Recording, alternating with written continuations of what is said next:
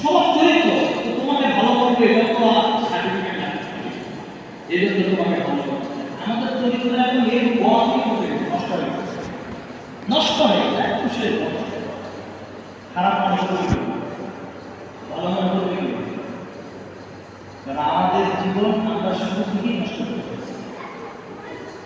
তারপরে রসুলের হাদিসকেই প্রাধান্য দিতে হবে সামনে। এটা কিন্তু দেশ বা ব্যক্তির কথা না, আমাকেই ভালো করতে হবে, আমাকে ভালো মানুষ করা করতে হবে। শেষ ভালো মানুষ, এটাই হলো রসুলের যুগ। পাবো না ইনশাআল্লাহ? তাইলে কি গীবত শেখায় করবো, এগুলো অন্যের দোষ তালাশ করবো, এগুলো করলে কি হবে? তো আল্লাহ তাআলা নিজে বলতেছেন,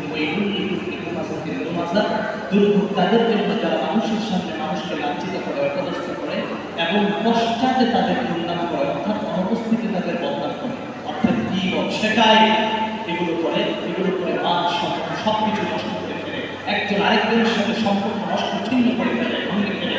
এই সমস্ত কাজগুলো যারা করবে আল্লাহ তাআলা কিন্তু ওয়াইল্ড আপ খুঁজে নিক্ষেপ করবে। সুতরাং এই সমস্ত কাজ কি করা যাবে না, কখনোই করা যাবে না। পারবো তো ইনশাআল্লাহ? কে কে পারবো দেখি? সবাই পারবেন ইনশাআল্লাহ? আল্লাহ আমাদের প্রত্যেককেই করবে এই কাজগুলো কখনো করবে। এটা খুবই খারাপ কাজ ভাই। যদি এগুলো কেউ করে তো আল্লাহ রাসূল সাল্লাল্লাহু আলাইহি ওয়াসাল্লাম বলে যে তোমার পিছনের আমলগুলো সব ধ্বংস হয়ে যাবে। এত কষ্ট পরিশ্রম করে আমি আমল করে আরেকজনের বদনাম করে ধ্বংস করতে কেন যাবো? বলে কেন করতে যাবো? আমার এখানে কোনো 10 টাকা লাভ আছে না? কেন যাবো? ওগুলো তো শুধুই লস, আমল করা সবই নষ্ট। কি দরকার আরেকজনকে কেন গালি দিব, আরেকজনের কেন বদনাম করব, আরেকজনের কেন সম্মান করব? আমার প্রয়োজন সেটা সুনাম করবো, তখন আল্লাহ আমাদের সবাইকে এই নবীর সিরাতে সুন্নতে চরিত্রবান হওয়ার তৌফিক দান করুন। দ্বিতীয় আয়াত, আল্লাযী জামাআ মালাহু ওয়া আদ্দাদা, দুর্ভোগ তাদের জন্য যারা মাল জমা করতে ভালোবাসে এবং বারবার গণনা করে, মাল জমা করে এবং বারবার গণনা করে, দুর্ভোগ তাদের জন্য। এটাও আমাদের সমাজ, মাল জমা করি, শুধু মাল জমা করতেই পছন্দ করি, খরচ করতে বেশি পছন্দ করি।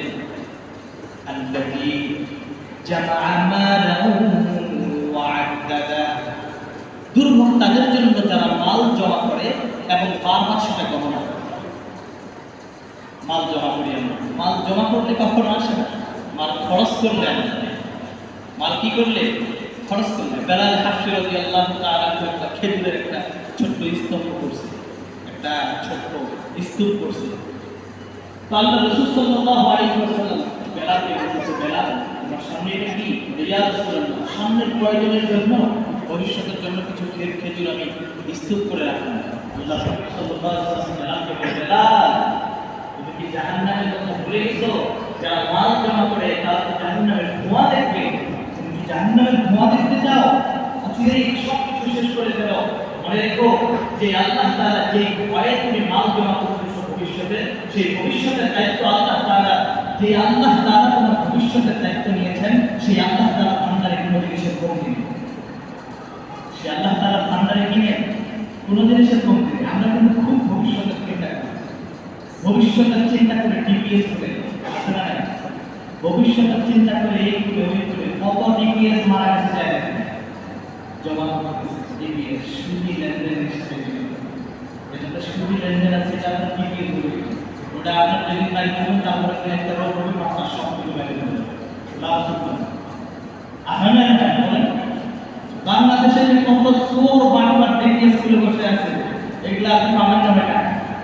আপনি বিশ্বাস করেন না? টাকা পাবেন না। আল্লাহ তাআলার রাস্তায় খরচ করেন, আল্লাহ আপনার যখন যেটা প্রয়োজন তখন সেটা সেই সময় দিবেন। এটাই বাস্তব, এটাই বাস্তব। আমাদের তো আপনার তো দিন একদম পড়ে গেছে, একেবারেই পড়ে গেছে, আল্লাহ বান্দা পাঠিয়েছে, উনি কি রুজি এই বান্দাকে না খাওয়ানোর জন্য পাঠিয়েছে? উনাকে না পরিচালনা করতে করতে, এটা তো সব কিছুর দায়িত্ব ওনাকে উনি আমাদেরকে দুনিয়াতে পাঠিয়েছেন হায়াত, নূর, রিজিক, দৌলত, সম্মান, কোথায় কি করবে না করবে এ টু জেড এভরিথিং সব কিছু সে আল্লাহর কাছে লেখা। আমি আগামীকালকে কেন টেনশন করবো? আমি আগামীকালকে কেন টেনশন করবো? রব বলতেছে কি জানেন? কুল্লু মান আলাইহা ফান ওয়া ইয়াবকা ওয়াজহু রাব্বিকা যিল জালালি ওয়াল ইকরাম। দুনিয়ার সব কিছুই ধ্বংস হয়ে যাবে, বান্দা মনে রাখবা আমি কখনো ধ্বংস হব না, আমি কখনো শেষ হব না। যেহেতু আমি কখনো শেষ হব না, ততক্ষণ পর্যন্ত তোমার কোনো টেনশন হবে না, তোমার কোনো টেনশন নাই। আমি রব যতদিন আছি ততদিন তোমার কোনো টেনশন নেই। রব কতদিন আছে? দুনিয়ার শুরু আছে, শেষও আছে, কিন্তু রবের শুরু আছে, শেষ নেই। এরপরে এমন এক রব আমাদেরকে পাঠিয়েছেন যে রব 24 ঘন্টা আমাকে দেখাশোনা করতেছেন, কখন কি রাখবে না রাখবে, এটা এটা এটা এটা সব কিছুই আল্লাহ আমাকে দেওয়ার জন্য সময় মতো দিবেন। আমি স্থির হয়নি, আমাকে এখনই না আমার ধরো 10,000 টাকা দরকার, আল্লাহর কাছে চাই বসে আমার এখনই 1 লাখ টাকা কত রাখতে চাও? তুমি কেন চাইবে 1 লাখ? তুমি আল্লাহর কাছে চাও, তুমি এত অস্থির কেন? তোমার 10,000 টাকায় বাড়ির টিনের চালের কাজ হয় না, তুমি কেন ঋণ করলে? 1 লক্ষ টাকা করে কেন আপনি ঋণ করলেন? এই যে জিনিসগুলো, এগুলো হলো আল্লাহর প্রতি ভরসা না।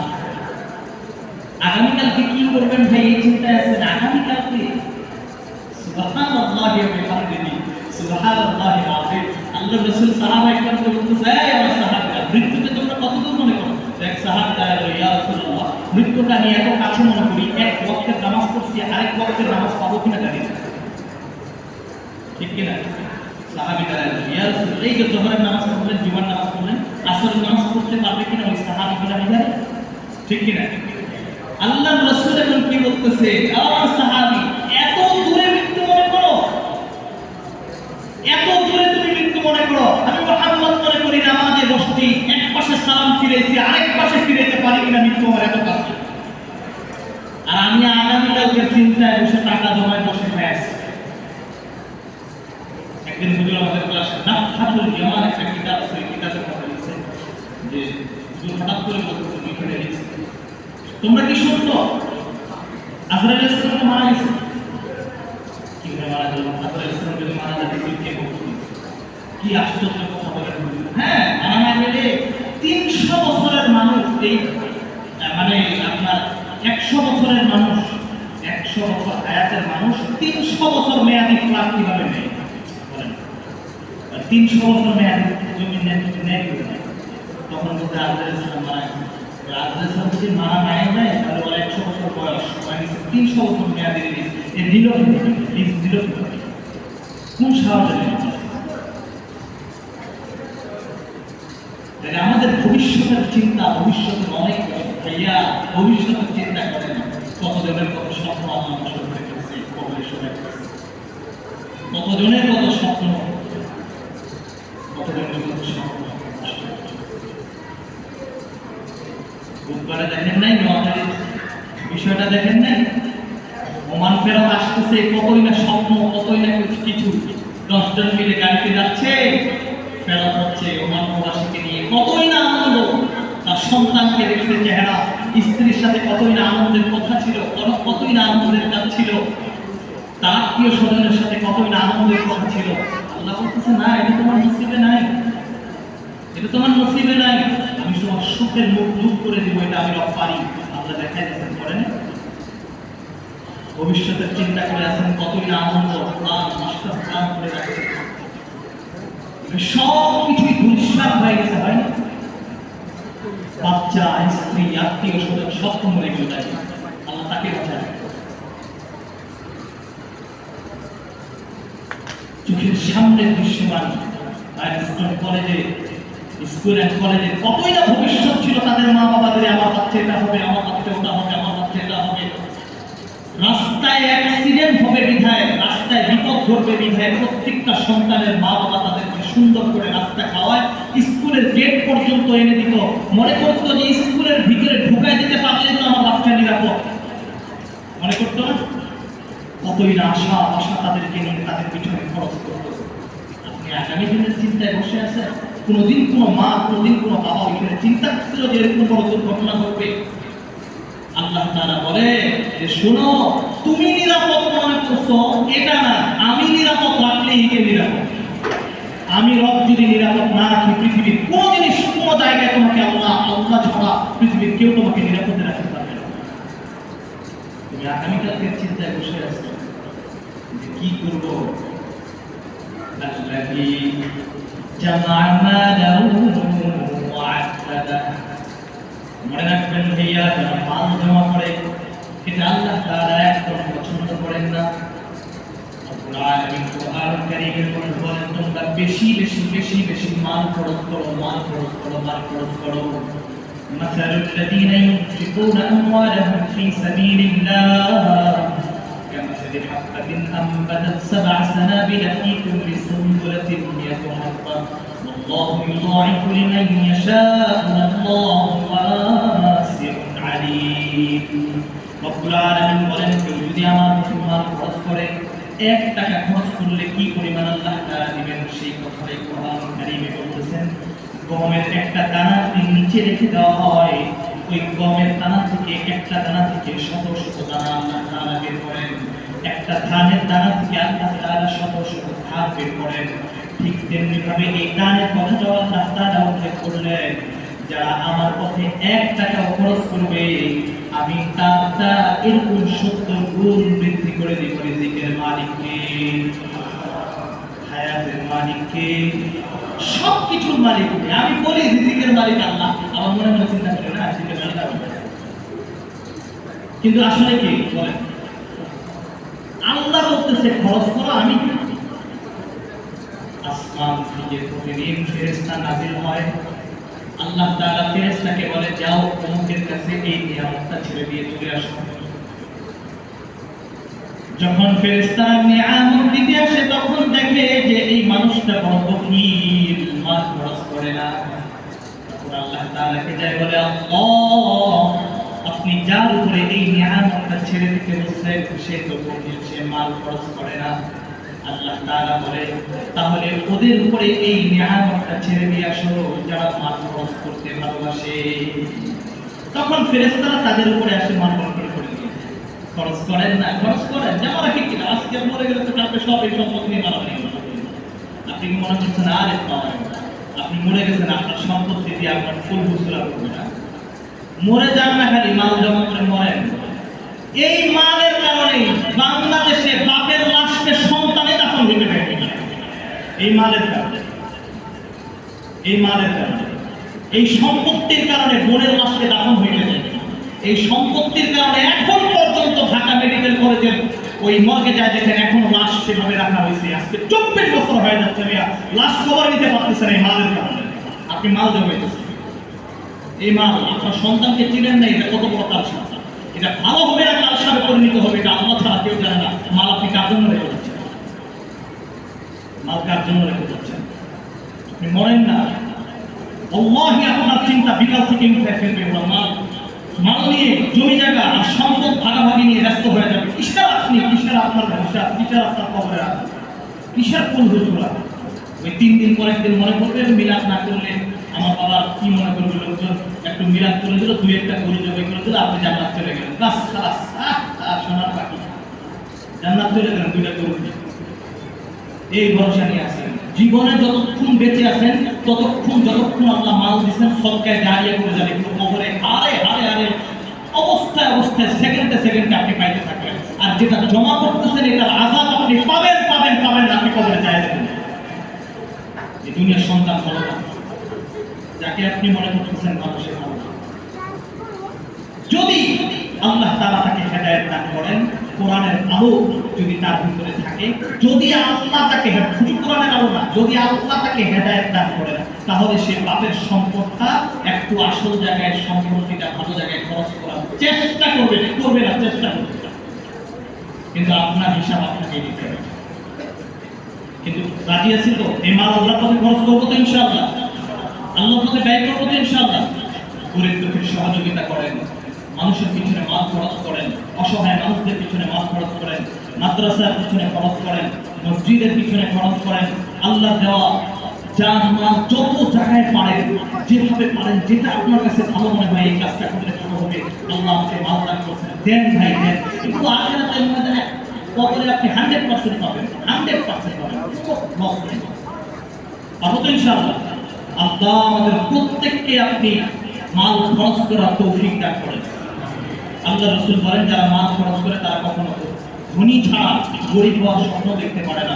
আল্লাহ তাআলা তাদেরকে বরকত বানিয়ে দিবেন যারা মাল খরচ করে। আল্লাহ তাআলা আমাদের সবাইকে এই দুইটা নিকৃষ্টতম কাজ থেকে বেঁচে থাকার তৌফিক দান করুন। একটা হলো মানুষের সামনে মানুষকে বেইজ্জত করা, মানুষের পিছনে দুর্নাম করা থেকে। দ্বিতীয় নম্বর মাল জমা করা, ভবিষ্যতের চিন্তা করে সবকিছু করা। এগুলো থেকে আল্লাহ তাআলা আমাদের সবাইকে হেফাজত করুন। আল্লাহ আমাদের সবাইকে যারা সুন্নাত করেন না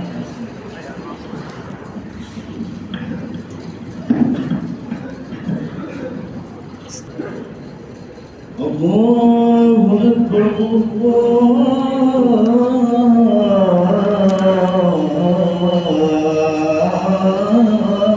أكبر أشهد أن لا إله إلا الله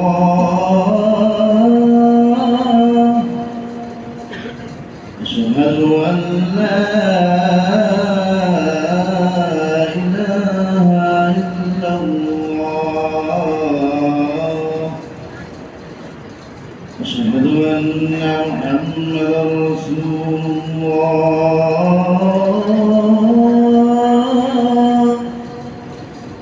أشهد أن محمدا رسول الله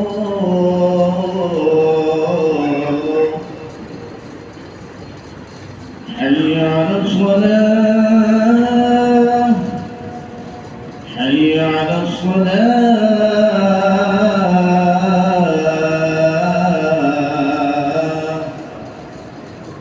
حي على الفلاح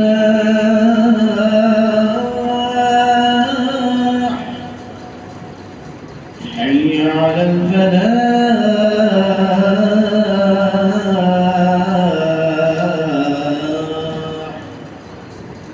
الله أكبر الله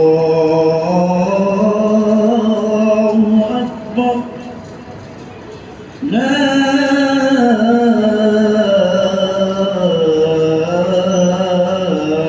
إله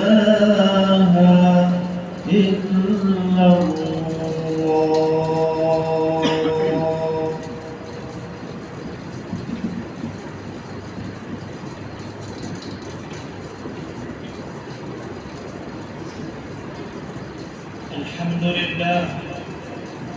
الحمد لله الذي خلق الإنسان وقد أتى عليه حين من الدهر لم يكن شيئا مذكورا، فسواه وعدله على كثير ممن خلق فضله وجعله سميعا بصيرا، ثم هداه السبيل ونصب له الدليل إما شاكرا وإما كفورا. أما الكافرون فأعتد لهم سلاسل وأغلالا وسعيرا، وأما الشاكرون فنعمهم وكرمهم ولقاهم نضرة وسرورا. إن هذا كان لكم جزاء وكان سعيكم مشكورا.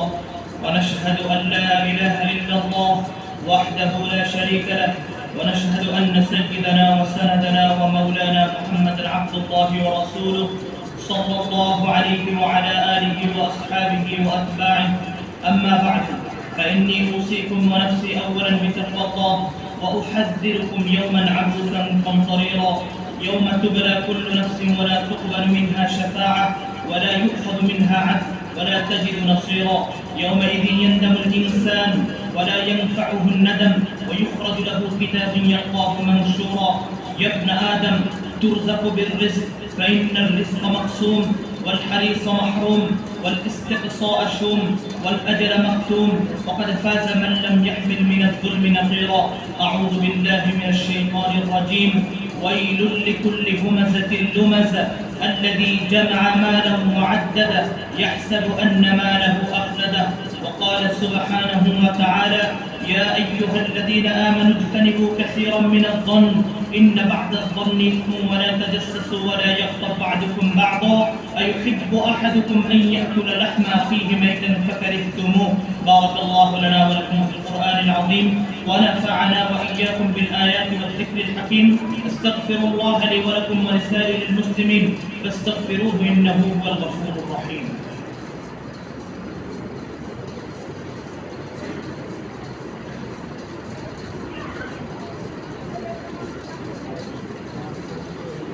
إن الحمد لله نحمده ونصلي على رسوله الكريم. أما بعد فإني أوصيكم ونفسي أولا بتقوى الله والمواظبة على ذكر الله. ألا خير الكلام كلام الله وأحسن الهدي هدي محمد صلى الله عليه وسلم وشر الأمور محدثاتها وكل محدث بدعة وكل بدعة ضلالة وكل ضلالة في النار. من أطاع الله ورسوله فقد رشد ومن يعص الله ورسوله فقد غوى. ربنا اغفر لنا ولإخواننا الذين سبقونا بالإيمان ولا تجعل في قلوبنا غلا للذين آمنوا ربنا إنك رؤوف رحيم. اللهم أمطر شآبيب رضوانك على السابقين الأولين من المهاجرين والأنصار والذين اتبعوهم بإحسان خصوصا على الخلفاء الراشدين المهديين أبي بكر الصديق صاحب رسول الله في الغار رضي الله تعالى عنه وعمر الفاروق قامع أساس الكفر والكفار رضي الله تعالى عنه وعثمان ذي النورين كامل الحياء والوقار رضي الله تعالى عنه وعلي المرتضى سد الله الجبار رضي الله تعالى عنه وعلى سيدي شباب أهل الجنة أبي محمد الحسن وأبي عبد الله الحسين رضي الله تعالى عنهما وعلى أمهما سيدة النساء فاطمة الزهراء رضي الله تعالى عنها وعلى عميه المكرمين بين الناس أبي عمارة الهمزة وأبي الفضل العباس رضي الله تعالى عنهما. أولئك حزب الله ألا إن حزب الله هم المفلحون. اللهم وفقنا لما تحب وترضى واجعل آخرتنا خيرا من الأولى. اللهم أعز الإسلام والمسلمين وأذل الشرك والمشركين واحفظ بلادنا وسائر بلدان المسلمين وأنجز وعدك وكان حقا علينا نصر المؤمنين. اللهم اخذل الكفرة والمبتدعة واليهود والهندوس والنصارى والبوذيين والملحدين وكل المؤامرين ضد الإسلام والمسلمين. اللهم أصلح حال بين إخواننا وأهلنا في فلسطين. اللهم انصر الإسلام والمجاهدين في فلسطين. اللهم انصر الإسلام والمجاهدين في كشمير. اللهم احفظ الإسلام كل بلاد. اللهم احفظ الإسلام والمسلمين. أعداءك أعداءنا أعداء الدين الذين يكذبون رسلك ويقاتلون أولياءك. اللهم إنا نجعلك في نحورهم ونعوذ بك من شرورهم. اللهم انصر من نصر دين محمد صلى الله عليه وسلم وجعلنا منهم واخذل من خذل دين محمد صلى الله عليه وسلم ولا تجعلنا منهم. عباد الله رحمكم الله إن الله يأمر بالعدل والإحسان وإيتاء ذي القربى وينهى عن الفحشاء والمنكر والبغي يعظكم لعلكم تذكرون. ارحمهما كما ربياني صغيرا. ربنا آتنا في الدنيا حسنة وفي الآخرة حسنة وقنا عذاب النار. يا الله আমাদের জিন্দেগীর সমস্ত গুনাহগুলোকে মাফ করে দিন। আল্লাহ ছোট বড় জানা অজানা শিরকি বেদাতি ইচ্ছায় অনিচ্ছায় প্রকাশ্য রাতে দিনে কবিরা সগীরা যত গুনাহ হয়ে গেছে মালিক মেহেরবানি করে আমাদের পিছনের জিন্দেগীর সব গুনাহকে মাফ করে দিন। আল্লাহ আমাদের সামনের জিন্দেগি যতদিন আছে মালিক আল্লাহ যেই পথে চললে আপনি সন্তুষ্ট থাকবেন মেহেরবানি করে আমাদের সকলকে সেই পথে চলার তৌফিক দিয়ে দেন। আল্লাহ আমাদের প্রত্যেকের নেক হায়াত দিয়ে ভরপুর করে দিন। আল্লাহ আমাদের জিন্দেগি পয়দা করে দিন, সৃষ্টি করে দিন। আল্লাহ ইয়া আরহামার রাহিমিন জুমার দিন জুমার সালাম আমাদের নামাজটা একটু কবুল আর মঞ্জুর করে নিন। আল্লাহ রুকু সিজদা তাসবিহ তাহলিলগুলোকে কবুল মঞ্জুর করে নিন। মেহেরবান মালিক আল্লাহ আমাদের মধ্যে যারা অসুস্থ তাদের সবাইকে আপনি সুস্থ করে দিন আল্লাহ যারা অসুস্থ হসপিটালের বেডে আছে আল্লাহ তাদেরকে আপনি সুস্থ করে দিন আল্লাহ বাড়ি করে মা বোনরা ছোট্ট ছোট্ট বাচ্চারা যারা অসুস্থ স্ত্রী বাল বাচ্চা যারা অসুস্থ আল্লাহ ভাই বোন যারা অসুস্থ তাদের সবাইকে আপনি সুস্থ করে দিন ইয়া যাল জালালি ওয়াল ইকরাম ইয়া হান্নান ইয়া মান্নান আল্লাহ মেহেরবানি করে আমাদের আমিন রহমতকে আপনি পরিপূর্ণ সুস্থ করে দিন হায়াতের মধ্যে বরকত দিয়ে দিন আল্লাহ আমার কলিজার টুকরা সব মুসল্লিদেরকে আপনি নেক হায়াত দিয়ে দিন আল্লাহ মেহেরবানি করে সকল প্রকার বিপদ আপদ বালা মুসিবত থেকে আমাদের সবাইকে আপনি হেফাজত করুন আল্লাহ আসমানি বালা জমিনি বালা হাওয়াই বালা মানুষ শয়তানের শয়তানি জিন শয়তানের শয়তানি খারাপ ওয়াসওয়াসা থেকে আল্লাহ চোরের চুরি থেকে ডাকাতের ডাকাতি থেকে ষড়যন্ত্রকারী ষড়যন্ত্র থেকে আল্লাহ জালিমের জুলুম থেকে হিংসুকের হিংসা থেকে আল্লাহ আমাদের প্রত্যেককে আপনি হেফাজত করুন আল্লাহ হঠাৎ বড় রোগ থেকে হেফাজত করুন আল্লাহ হঠাৎ বিমারি থেকে হেফাজত করুন আল্লাহ হঠাৎ বড় দুর্ঘটনা থেকে হেফাজত করুন আল্লাহ আমাদের সবাইকে আপনি হঠাৎ মৃত্যু থেকে হেফাজত করুন ইয়া যাল জালালি ওয়াল ইকরাম আল্লাহ আমাদের সবাইকে আপনি রোড অ্যাক্সিডেন্টের মৃত্যু থেকে হেফাজত করুন আল্লাহ আমাদের অগ্নির মৃত্যু থেকে হেফাজত করুন আল্লাহ আমাদের বিধ্বস্ত মৃত্যু থেকে হেফাজত করুন আল্লাহ পানির মৃত্যু থেকে হেফাজত করুন ইয়া আরহামার রাহিমিন ইবাদত করতে করতে কালিমা পড়তে পড়তে আপনার সন্তুষ্টির সাথে যেন কবরে যেতে পারি এমন তৌফিক দান করুন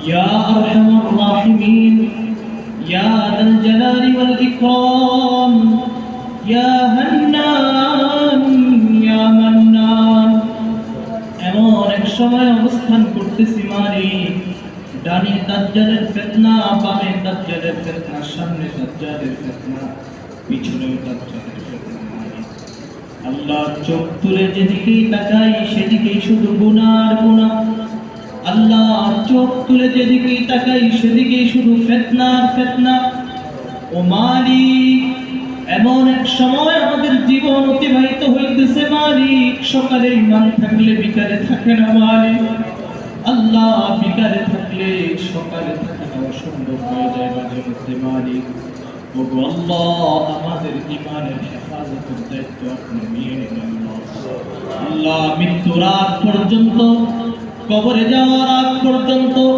আল্লাহ আমাদের ঈমানকে যেন কেউ হরণ করতে না পারে আল্লাহ আমাদেরকে সেইভাবে চলার তৌফিক দিয়ে দিন দাজ্জালের সকল প্রকার ফিতনা থেকে আমাদের সবাইকে আপনি হেফাজত করুন আল্লাহ মানুষ চক্রান্তের মানুষ সকল প্রকার বিপদ থেকে আমাদেরকে হেফাজত করুন ধোঁকাবাজদের ধোঁকা থেকে আমাদেরকে হেফাজত করুন ইয়া আরহামার রাহিমিন ইয়া যাল জালালি ওয়াল ইকরাম আল্লাহ মেহেরবানি করে অনেকেই অভাবে আছে আল্লাহ অভাবকে দূর করে দিন আল্লাহ যারা পেরেশানিতে আছে তাদের পেরেশানিগুলো দূর করে দিন আর যারা মামলা মোকদ্দমার ঝামেলা আছে মামলা মোকদ্দমার ঝামেলা দূর করে দিন আল্লাহ অনেকেই আছে পারিবারিক অশান্তিতে মালিক পরিবারগুলোকে জান্নাতি শান্তি দিয়ে ভরপুর করে দিন স্বামী স্ত্রীর মধ্যে মিল মহাব্বত পয়দা করে দিন ভাই ভাইয়ের মধ্যে মিল মহাব্বত পয়দা করে দিন ভাই বোনের মধ্যে মিল মহাব্বত পয়দা করে দিন বাবার সন্তানের মধ্যে মিল মহাব্বত পয়দা করে দিন মার সন্তানের ভিতরে মিল মহাব্বত পয়দা করে দিন ইয়া যাল জালালি ওয়াল ইকরাম যার যেটা প্রয়োজন আল্লাহ গায়বী খাজানা থেকে সব কিছুর ব্যবস্থা করে দিন আল্লাহ ফিলিস্তিনি ভাই বোন আল্লাহ তাদেরকে উত্তম খাবারের ব্যবস্থা করে দিন আল্লাহ উত্তম চিকিৎসার ব্যবস্থা করে দিন উত্তম বাসস্থানের ব্যবস্থা করে দিন আল্লাহ এই কুখ্যাত সন্ত্রাস ইহুদিদেরকে আপনি নিশ্চিত করে দিন নির্মূল করে দিন ধ্বংস করে দিন আল্লাহ তাদের প্ল্যান পরিকল্পনাগুলোকে ধ্বংস করে দিন আল্লাহ তাদেরকে যারা সাপোর্ট করে তাদেরকেও ধ্বংস করে দিন ইয়া যাল জালালি ওয়াল ইকরাম মুসলমানের ঈমানি শক্তিকে বৃদ্ধি করে দিন আল্লাহ মুসলমানদের প্রত্যেকের অন্তরে শান্তি দিয়ে ভরপুর করে দিন ইয়া আরহামার রাহিমিন হাসবুনাল্লাহু নি'মাল ওয়াকিল নি'মাল মাওলা ওয়া নি'মাল নাসীর মেহেরবান মালিক আল্লাহ আজকে জুমার দিন অনেকে নামাজে পড়ে হাত তুলে এখানে হাত তুলছে তিন সন্তান মালিক আল্লাহ অনেকে আছে যাদের মা নাই আল্লাহ অনেকে এমন আছে যাদের বাবা নেই অনেকে ভাই হারা বিবি হারা বোন হারা সন্তানগুলো শ্বশুর শাশুড়ি হারা আল্লাহ এই তিন সন্তানগুলো তোমার দরবারে হাত তুলছে গো মালিক মেহেরবান আল্লাহ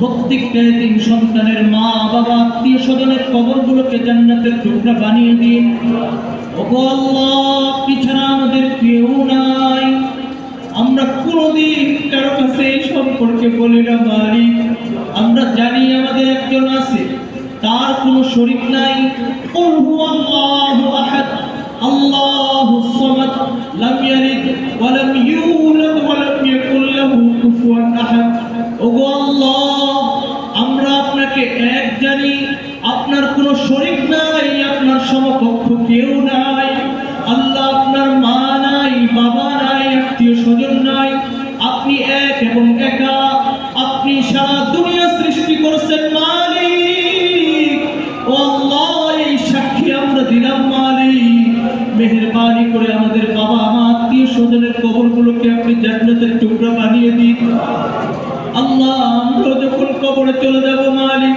আমাদের কবরগুলোকেও জান্নাতের টুকরা আপনি বানিয়ে দিন মালিক ইয়া যাল জালালি ওয়াল ইকরাম ইয়া হান্নান ইয়া মান্নান আল্লাহ মুহাম্মদ সাল্লাল্লাহু আলাইহি ওয়াসাল্লামের উসিলায় আমাদের দোয়াটা একটু কবুল আর মঞ্জুর করে নিন আল্লাহ আমাদের এক ভাই দোয়া চেয়েছেন তার মায়ের জন্য আল্লাহ তার মায়ের সকল প্রকার সমস্যা দূর করে দিন ইয়া যাল জালালি ওয়াল ইকরাম আল্লাহ যখন আমাদের মৃত্যুর সময় চলে আসবে মালিক ওই সময় আমাদের প্রত্যেকের জবানে আপনার সন্তুষ্টির কালিমা জারি করে দিবেন